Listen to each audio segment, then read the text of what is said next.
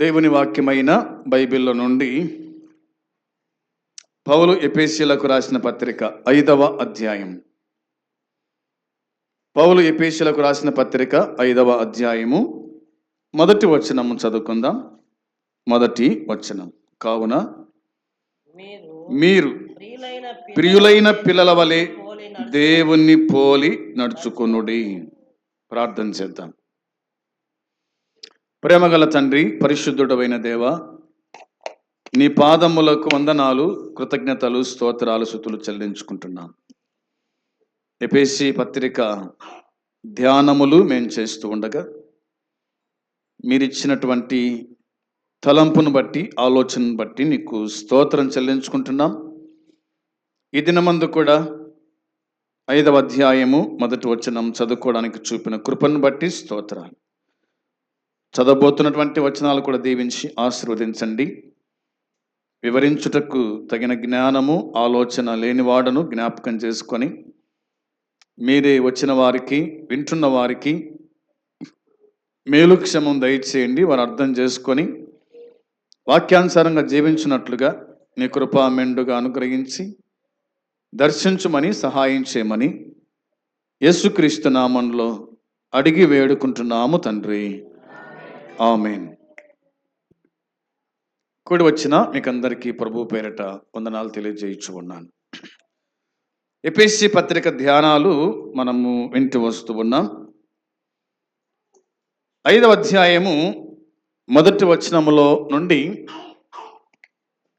కొన్ని మాటలు మనము ధ్యానం చేస్తాం. ఇక రాయబడిన మాట చూడండి. కావున మీరు ప్రియులైన పిల్లల వలె దేవుణ్ణి పోలి నడుచుకొనుడి. మరొక వచనం మనం చదవాలి. పేతురు రాసిన మొదటి పత్రిక 2వ అధ్యాయము 21వ వచనం కూడా చూద్దాం. పేతురు రాసిన మొదటి పత్రిక 2వ అధ్యాయము 21వ వచనములో, క్రీస్తు కూడా మీ కొరకు బాధపడి మీరు తన అడుగుజాడల యందు నడుచుకొనున్నట్లు మీకు మాదిరి ఉంచిపోయెను. ఒకటి, మీరు ప్రియులైన పిల్లల వలె దేవుని పోలి నడుచుకోండి అని ఉంది. రెండవదిగా పేతురు తన పత్రిక రాస్తూ 2వ అధ్యాయము 21వ వచనంలో, క్రీస్తు కూడా మీ కొరకు బాధపడి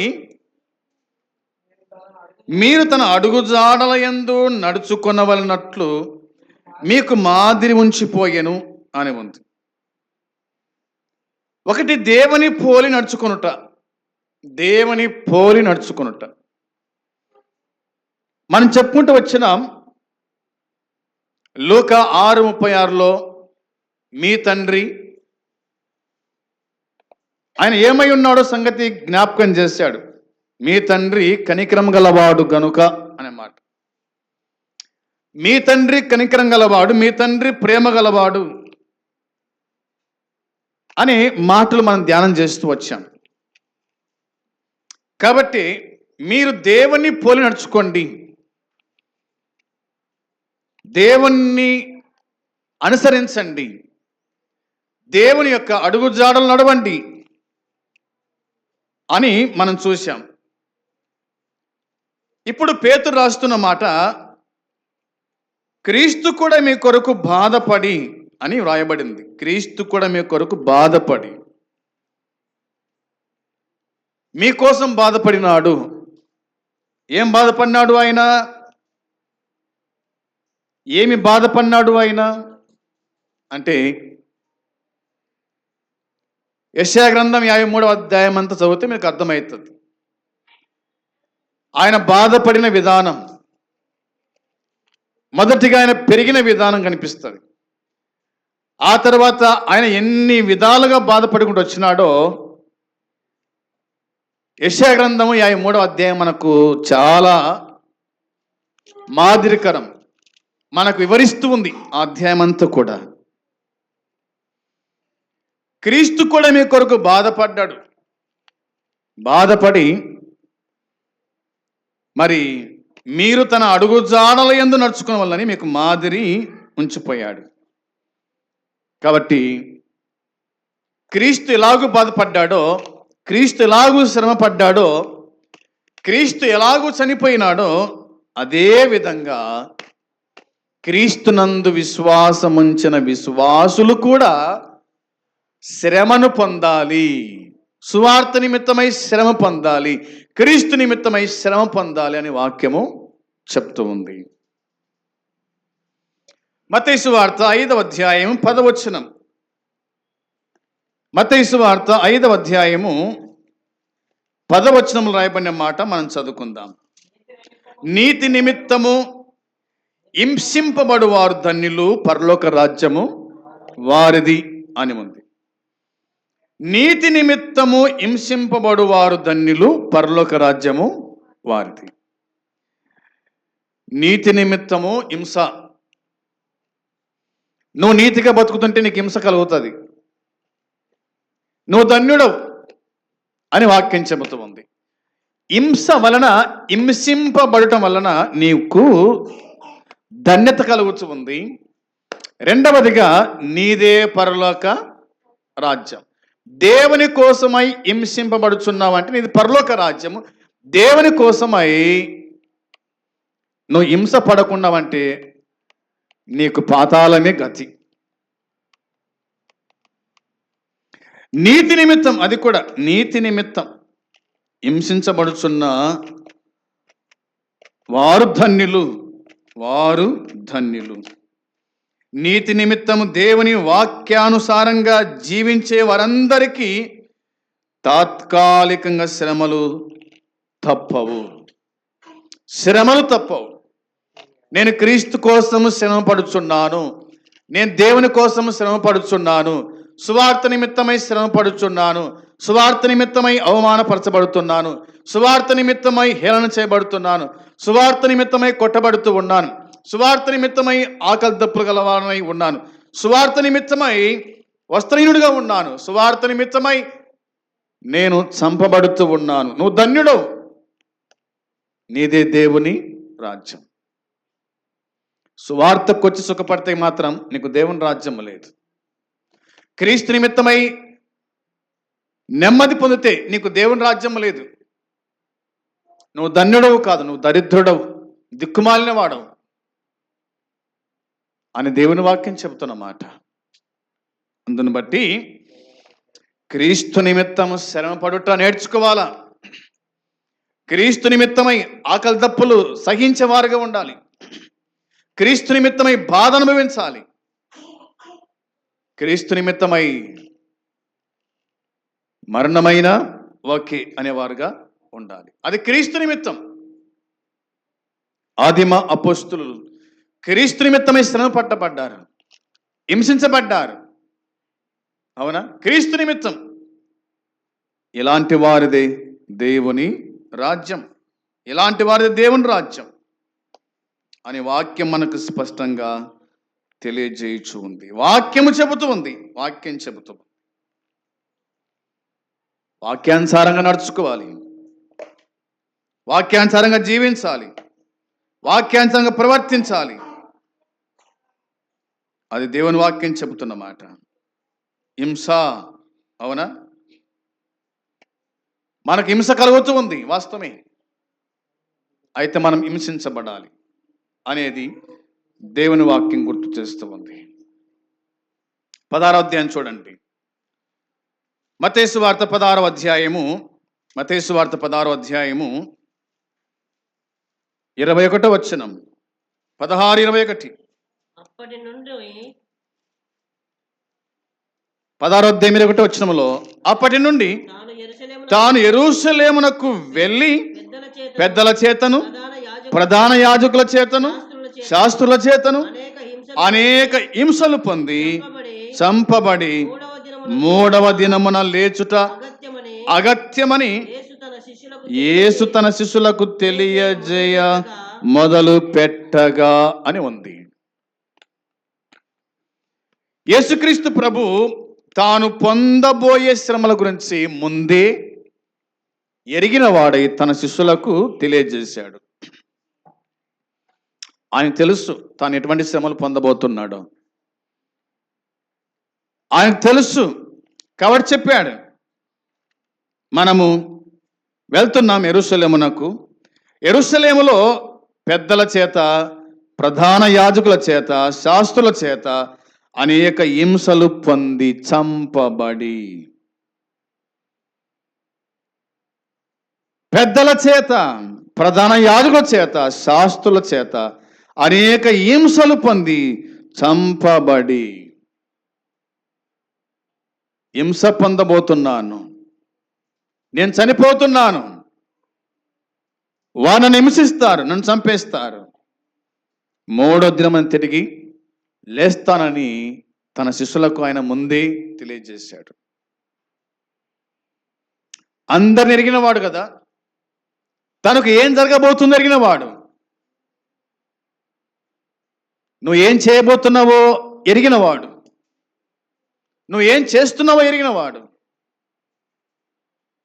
మన ప్రభువైన యేసుక్రీస్తు ఆయన అనేక హింసలు పొందడానికి యెరూషలేమునకు వెళుతూ ఉన్నాడు. పౌలు కూడా అన్నాడు, నేను వెళ్తున్నాను యెరూషలేమునకు, అక్కడ నా కోసమే మరణం కాచుకొని ఉంది.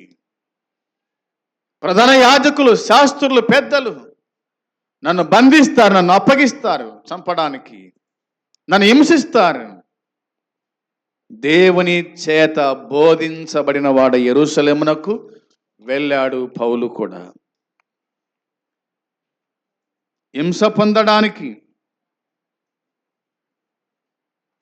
ఎన్ని హింసలు పొందాడు యేసుక్రీస్తు ప్రభు, అవునా? అన్నీ కూడా మన నిమిత్తమే అన్న సంగతి గుర్తుంచుకోవాలా. ఆయన ముఖం మీద ఉమ్మి వేశారు, తల వెంట్రుకలు పెరికారు, మరి విపు మీద గుద్దారు, బెత్తములతో కొట్టారు, చేతుల చేలు కొట్టారు, కళ్ళ పొడవాటి మేకు, డొక్కల బల్లెం పోటు, శిరస్సు మీద ముళ్ళకీటం. మన నిమిత్తమై ఆయన హింస పొందాడు, బాధించబడ్డాడు, అవమానపరచబడ్డాడు, ఏలన చేయబడ్డాడు, నలగొట్టబడ్డాడు, ప్రాణమే పెట్టాడు. ఇవన్నీ కూడా మనకు యెషయా గ్రంథం చెబుతున్నమాట. 53వ అధ్యాయంలో మనం చూస్తాం. మత్తయి సువార్త 20వ అధ్యాయము 28వ వచనం, 20వ అధ్యాయము 28వ వచనంలో రాయబడిన మాట, అలాగే మనుష్య కుమారుడు పరిచారము చేయించుకొనుటకు రాలేదు గాని పరిచారము చేయుటకును అనేకులకు ప్రతిగా విమోచన క్రయధనముగా తన ప్రాణమిచ్చుటకు వచ్చినాడంట.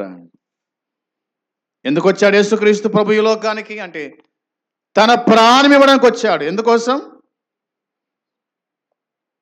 అంటే అనేకులకు ప్రతిగా విమోచన క్రయధనముగా, అనేకులకు ప్రతిగా విమోచన క్రయధనముగా, క్రయధనము చెల్లించడానికి, అప్పు చెల్లించడానికి, తన ప్రాణమే పెట్టడానికి వచ్చినాడు.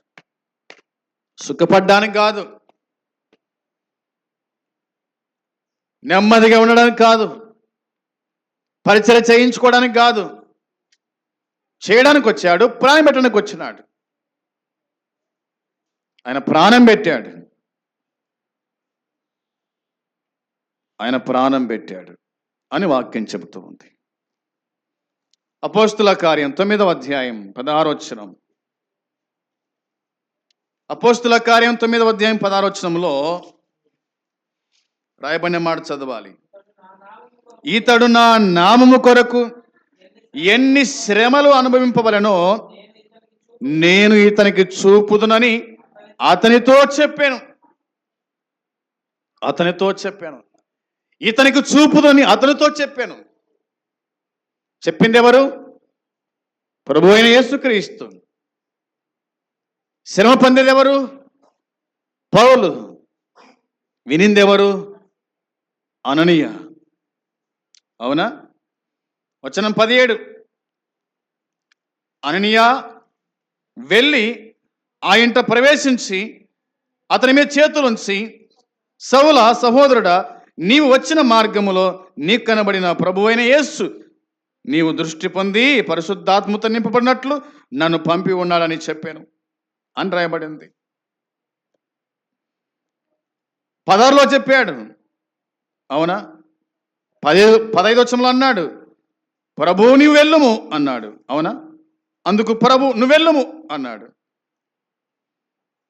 నువ్వు వెళ్ళుము అని అన్నాడు.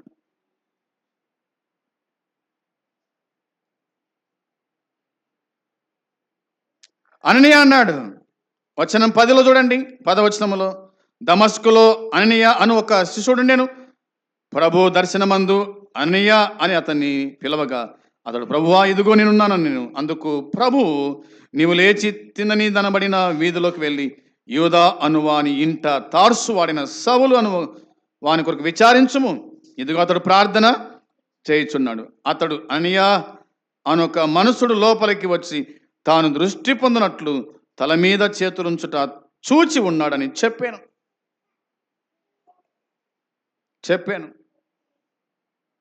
పద్ము రాయబడిన మాట, అందుకు అననీయ, ప్రభువా ఈ మనుషుడు, అవునా, ప్రభువా ఈ మనుషుడు యెరూషలేములో నీ పరిశుద్ధులకు ఎంతో కీడు చేసి ఉన్నాడని అతని గురించి అనేకుల వలన వెంటనే, ప్రభువా ఇదిగో ఇతడు సౌలు, ఇతడు యెరూషలేములో నీ పరిశుద్ధులకు ఎంతో కీడు చేసిన వాడే. అతని కాడికి పోవాలనా? అతని కోసం ప్రార్థన చేయాలనా? ప్రభు చెప్పిన మాట ఏంది? నీ శత్రువు నిమిత్తము నువ్వు ప్రార్థన చేయము. అతడు శత్రువే, కానీ నువ్వు వెళ్ళి ప్రార్థన చెయ్యి.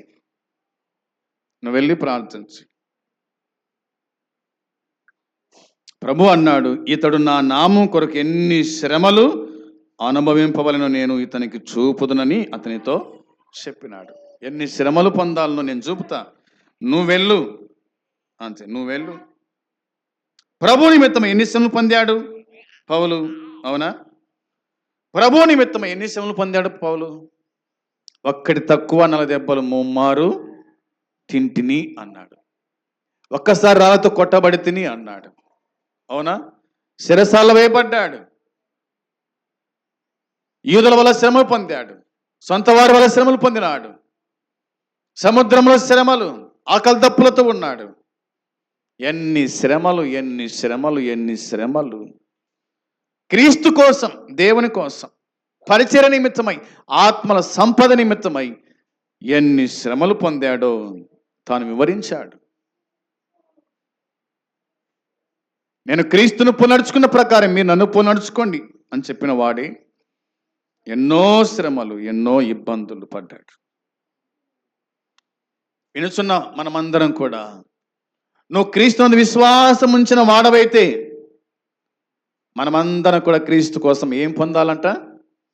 శ్రమలు పొందాలి. క్రీస్తు కూడా మీ కొరకు బాధపడి మీరు తన అడుగు జాడల యందు నడుచుకున్నట్లు మీకు మాదిరి ఉంచిపోయినాడు. కాబట్టి మనకు మాదిరి ప్రభు అయిన యేసుక్రీస్తు, మనకు మాదిరి పౌలు, మనకు మాదిరి అపోస్తలులు. వారు శ్రమ అనుభవించారు, మనము కూడా శ్రమ అనుభవించు వారమై ఉండాలి అని దేవుని వాక్యం మనకు గుర్తు చేస్తూ ఉంది. ఎబ్రీ పత్రిక 5వ అధ్యాయము 8వ వచనం కూడా చూడండి.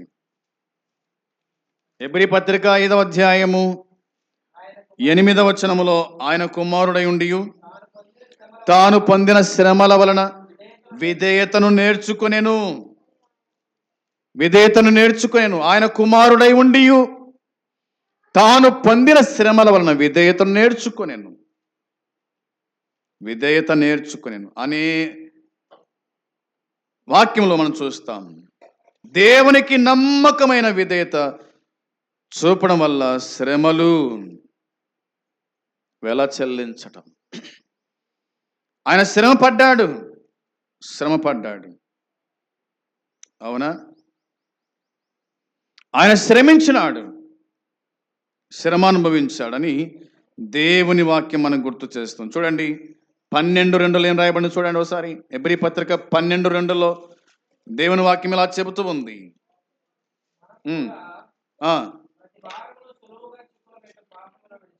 ఆ, కర్తయు దానిని కొనసాగించువాడునైన యేసు వైపు చూస్తూ ఆ.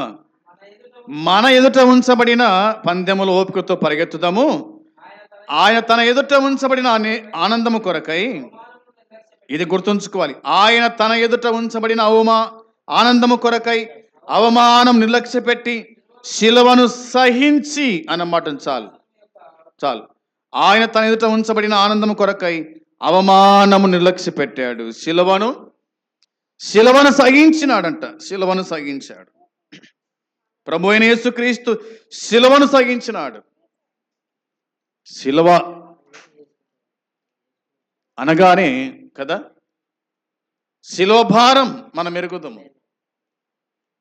ఆయన శిలువ మోసాడు, ఆయన కొట్టబడ్డాడు, రక్తమంతా కూడా కారిపోతుంది.